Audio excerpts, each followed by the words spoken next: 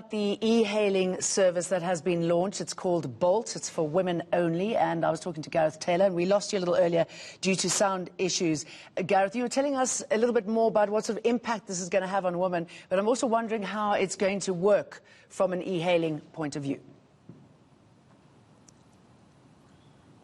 So from an e-hailing point of view, when drivers are looking to join the platform, we're able to screen and be able to determine whether the driver is a woman or a man. There's also various checks that we do. They require a professional driver's permit, which means that there's police clearance. In addition to that, there are criminal background checks, which give us a fair amount of information on every driver that comes onto the platform.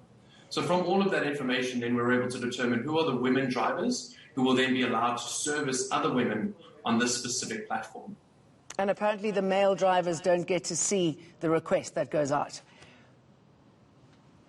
No. So every single request for the women-only category only gets distributed to women drivers that we've identified throughout the training and onboarding process for drivers that come onto the platform. Okay, what sort of numbers are we looking at here? Do you have enough women drivers? Yes. So before lockdown, there were not as many. We've been investing significantly in 2020 to have more exposure and to work on making this more attractive for women drivers to be coming onto the platform.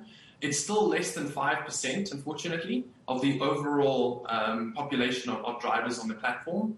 However, this is increasing at a rate over the last couple of months. So yes, there definitely is. There will be times where women are looking to use the women-only service, but unfortunately there won't be coverage. However, we thought it important to launch this now, rather than us waiting for the solution to be absolutely perfect, for coverage to be everywhere. It's a pretty good service at the moment. Yeah, no, I think it's a good idea, good timing too. I'm sure you've heard that there's going to be an e-hailing strike this week. Many of the drivers are questioning what they call the gender limitation. How do you respond to that? Sure. Well, I haven't heard about many of the drivers questioning the gender limitation. Could you expand on that for me, please, Jane? Well, apparently e-hailing drivers are concerned about this, and they're going to be striking this week because of what it is that you are doing. They think it's unfair. Wow. Okay. No, this is the first that I'm hearing about this. There have been other issues that drivers have written into us and have raised with us. So there are over 50% of the passengers on our platform who are women, and unfortunately, when they're 38% of the SMMEs in South Africa are run by women, owned by women, but less than 5% of the operators in transport are women, there definitely is a problem. And so this is an effort on our side to say, guys, there needs to be something more that is done. There needs to be more work that is done in order to make women operators feel safer in the e-hailing industry. From all of the research that we've seen, from research that the IFC has done, the majority of women don't want to operate on e-hailing platforms because they feel that it's a safety issue.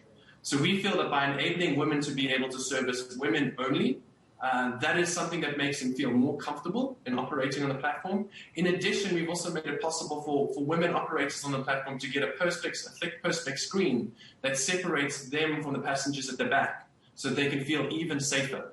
There's also an SOS button that's been installed into every app where when the passenger or the driver pushes that button, they're able to get access to Namola, who can track their location 24/7 and will give them a call back within seconds.